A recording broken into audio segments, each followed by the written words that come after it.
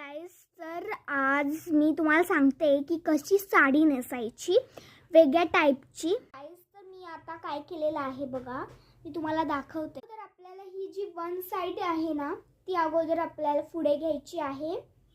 असं पुढे घ्यायचं आहे, म्हणजे एक जो पदर असतो ना आणि इथे पिन लावायची आहे.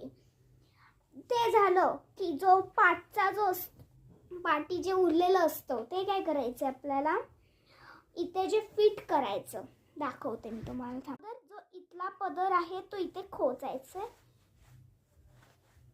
आणि उरलेला पदर आहे तो आपण इथे खोचून घ्यायचा आहे.